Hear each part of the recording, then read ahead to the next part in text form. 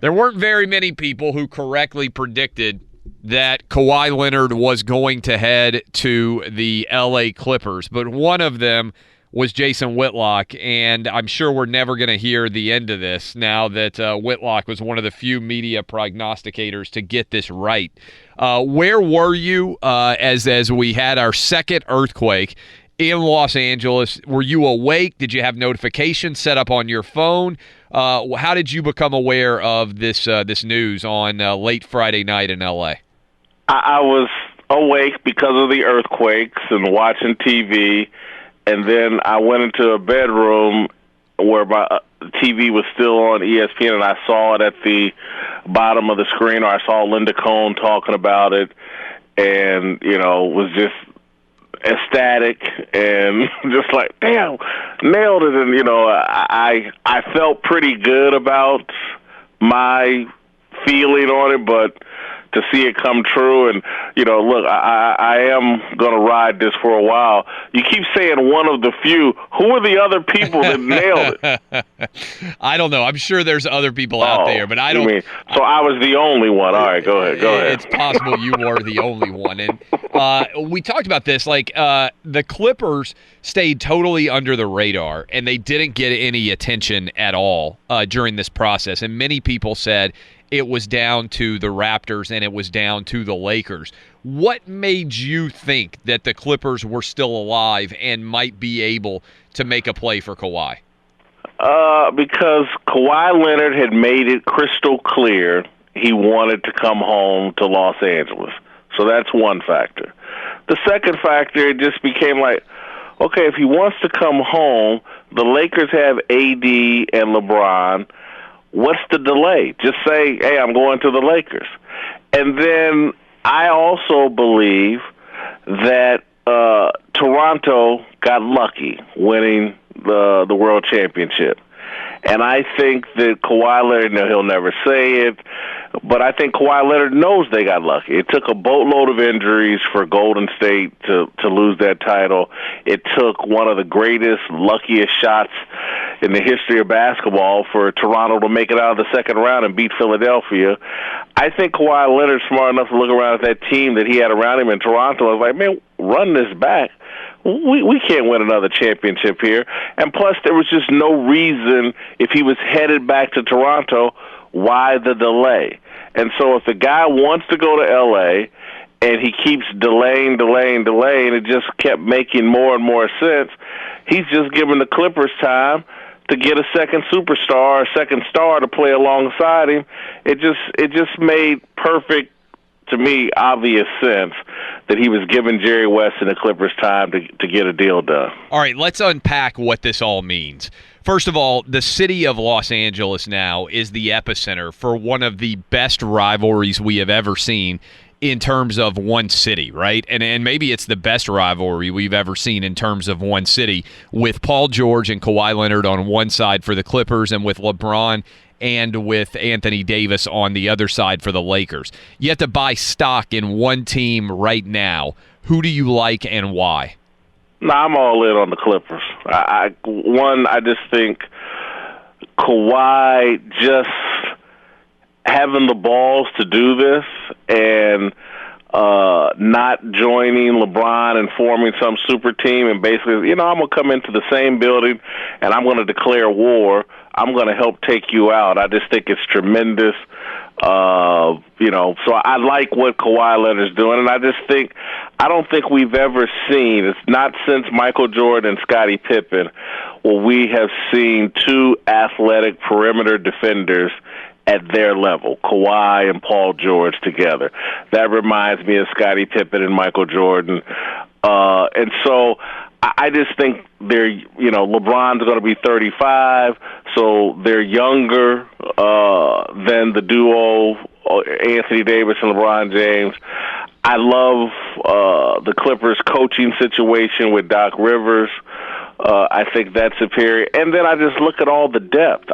Listen, if Kawhi had gone to the Clippers by themselves, I thought they were a championship team. And I think adding Paul George, another shot maker, to Lou Williams and Patrick Beverly and Montrezl Harrell and just all the pieces they have, I just think the Clippers are far better and potentially could turn into a dynasty. I am fascinated by Kawhi Leonard, and I want you to follow me along this path and see if you agree. Because in so much of the decision-making that he seems to embody in this modern NBA, he is zagging where everybody else is zigging, right? I think the fact that he has almost no social media presence, I think the fact that his team kept totally silent throughout this process, and there weren't tons of leaks surrounding it, that he didn't want to be a member of a super team with LeBron and Anthony Davis, that he quietly recruited. There are reports that he tried to get Kevin Durant to join him. There are other reports, obviously, that he was the linchpin in making this Paul George thing happen, that he was on the phone with Paul George making these arguments, and he got Paul George to believe into what he was arguing. I mean, isn't there a strong take here that Kawhi is in many ways the anti-LeBron James, and that people out there listening to us right now, and anybody who's a sports fan in general, that often creates a great deal of interest by itself? If you think about golf, you were a Tiger or you were a Phil guy. Back in the day, you were a Magic Johnson or you were a Larry Bird guy. Tom Brady versus Peyton Manning. We've had a lot of times when the stars of the league have been kind of different guys, right? They're individual, the vibe that they carry, and everything else. I think there's a possibility in the city of Los Angeles we have this now. Are you buying into that idea? Here's what I buy into. I'm not going to call him the anti-LeBron because I think people will take it as a negative and that as a shot at LeBron. Yeah. However, having said that, he is completely different than LeBron in a way that I like. This dude is committed to basketball. He's not trying to be a movie star. He's not trying to be sitting on a TV show and talking to Drake and all the other things that LeBron is doing. And there's a lot of people that think like that doing all the other things that LeBron does is a positive. I don't. I think that you max out as an athlete, and then you transition into these other things when your career is over. Trying to do it all right now in the middle of your career is why I believe LeBron James is going to retire from the NBA with 3 titles. And so I don't think he will have maxed out his career. And everybody can say, he went to 9 straight finals. He was sitting in a week in Eastern Conference, and every year he went to the finals. That's great. The league is judged on how many championships did you win. He's going to underachieve because I think he's tried to do too much and not in the proper order. And so I love that Kawhi Leonard's like, you know what? I'm going to max out as a basketball player. This could potentially, the Clippers could be the 3rd different team he leads to the NBA Finals and a title. That would be amazing. Last week, and I'm going to have to walk this back this week, last week I argued that Kawhi Leonard was somewhat limited on how big of an NBA superstar he could be and where he'll finish as an all-time great. I compared him to John Havlicek. After this move, and if he has success with the Clippers, because having success with the Clippers, if he wins a title this year and ends up destroying LeBron James, the end of the LeBron James' career, this dude was going to put himself in the argument as one of the 5 greatest players in NBA history, and it's mind-blowing. And he's done it in a completely different way than LeBron James, and I do think there will be some people very attracted to that and respected. I think this has been great for the NBA to have these 2 guys and these 2 teams in the same city, in the same building. It's going to be a great storyline. Let's go back to the news of this breaking. There were a lot of experts out there giving all sorts of different opinions, all sorts of different takes. It's rare when we have the odds markets. For instance, the Clippers were 20-1. They're now the favorite to win the NBA title. A lot of times this stuff leaks. I am still just so impressed, and I want to walk you through this, and we talked about it a lot so far in the show. But you had a guy like Paul George demand a trade, request a trade, whatever you want to say. Usually that's a major story that gets out. You had the Oklahoma City Thunder trying to get him traded. You had the LA Clippers working to put together this move. They have this secret meeting in Malibu. Evidently, Paul George and Kawhi Leonard met in person. LA is a huge media market. Everybody out there is chasing this story. and yet none of this gets out at all. I'm really kind of astounded by the discipline of Kawhi's team and everybody else that was involved in this trade and this story, that none of it ever got out publicly before we got the announcement around 11 o'clock Pacific time on Friday night. Clay. Yeah. I'm going to go a different direction. I think what it speaks to, quite honestly, as a journalist, I'm saying this, and just as a 52-year-old grown man, the reason why stuff leaks is because people want it out there. Yeah. There's this myth that there's these great journalists who talk sources into giving up information, and that used to be the case, but not now. Because of everything is access journalism, information is being exchanged, quid pro quo, for you, I'm going to give you this information, you're going to cover me this way. And so all this proves to me is that this information that we get, all the rumors and gossip, is because people want it out there. If you don't want it out there, it's not that hard. Don't tell people. And if you don't want the paparazzi to see you and to videotape where you are, it's a lot easier to avoid than the way people make it seem. And so all this alleged great journalism and blah blah, it's all a bunch of BS. It's all orchestrated. I'm going to give you the information. I'm going to be here at a certain time. Take pictures of me here. The stuff's all orchestrated, man. It is kind of fascinating the way this goes out. Now, do you think, having said that, Magic Johnson immediately, as soon as Kawhi calls him, it's like he tells everybody that Kawhi called him. His ego. Yeah, Yep. he needs to be in the center of the story. We certainly had the Raptors, with Drake and everybody else. I mean, it was impossible not to know everywhere that Kawhi was going with the cameras that were following him. Do you think that Kawhi's people used that a little bit as a test to see whether or not the Clippers were clearly the team that was talking the least by far? Do you think that ultimately was the reason they were able to get this done, that Kawhi wanted to see who he could trust? No, and again, I could be wrong here, but I think that Kawhi Leonard, once LeBron James arrived with the Lakers and Kawhi Leonard said he wanted to play in Los Angeles, I think it was always the Clippers, because I don't think he wanted to team up with LeBron James. I'll quote my favorite television show. It's like from The Wire, the character Marlowe, he didn't want to team up with the Barksdale crew. He wanted to be the king. And so he's like, no, I'm good, man. Yeah, y'all keep doing what y'all going to do. I'm going to do my own thing. That's who Kawhi Leonard is. I think it was always the Clippers, and that's why the Clippers didn't put a bunch of information out there, weren't interested in leaking things. They were going about the work necessary to secure Kawhi Leonard, and that was trading for a Paul George or getting Kevin Durant or whatever. They were about doing the work. Everybody else, the late arrogance perhaps and incompetence on the Lakers' part, thinking, well, surely to God he won't go play for the Clippers. Their organization's brand is trash.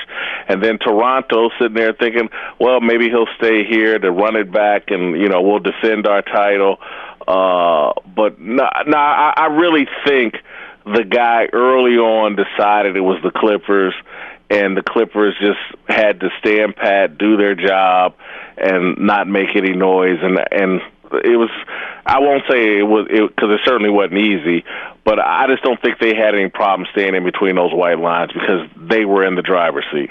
How much do you love this story? I mean, let's just take a step back and think in general about the NBA. Oftentimes we've had one dynasty after another. There hasn't necessarily been that much drama. We got a long time till the season actually kicks off. I'm thrilled about this, right? I think Kawhi to the Clippers and the drama that we've created just in LA, all the different teams that could have a chance, all the different moving parts.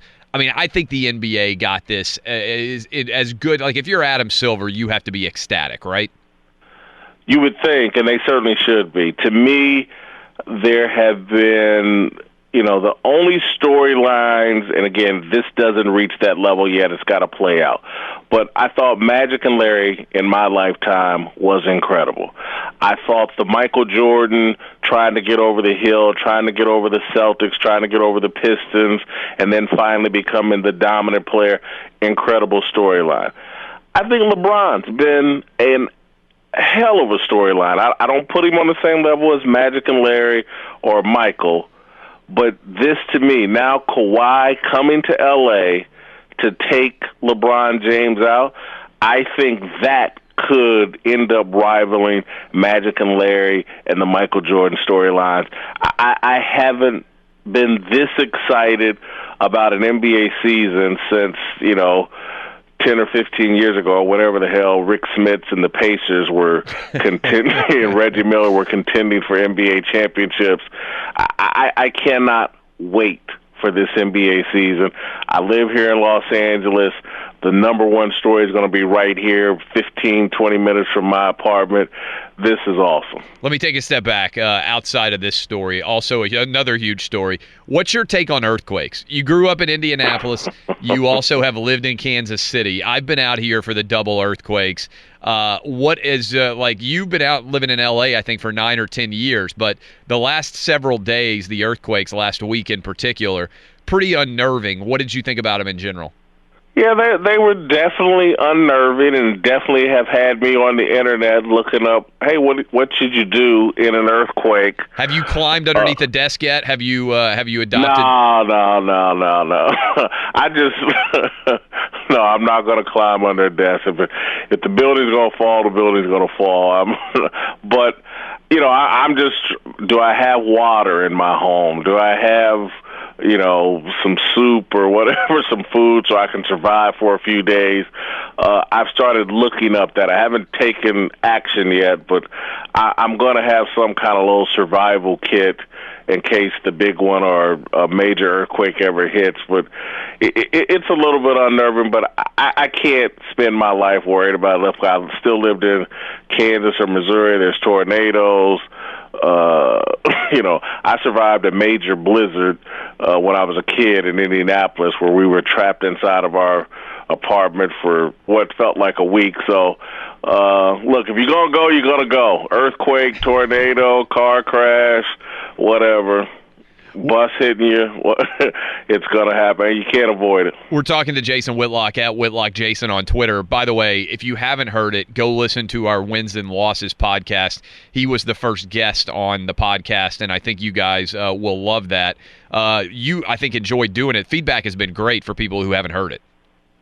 No, I really enjoyed that podcast. Someone made a good suggestion, Clay, in terms of someone needs to do a long-form podcast interview of you, so people can hear your entire backstory.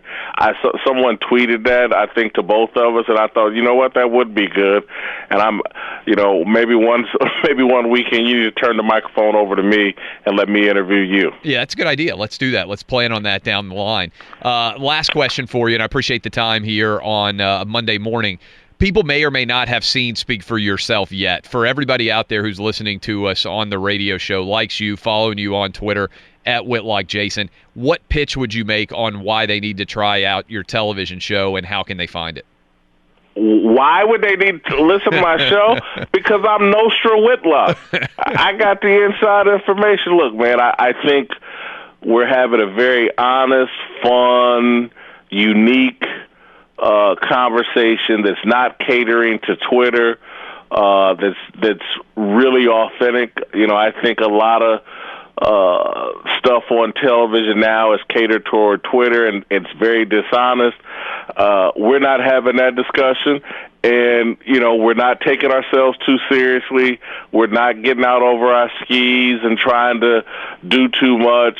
We're not going to pass ourselves off as the authority on a certain subject or that, unless we really feel like we have something. And so I just think Marcellus and I and Uncle Jimmy and Darnell are, having the most fun you can have on TV while still having a unique, raw, provocative, honest discussion. Outstanding stuff as always. Go listen to Jason Whitlock on that podcast. Watch him on television, FS1. Good stuff. And follow him on Twitter at Whitlock Jason. Talk to you again soon, man. Thanks, Clay.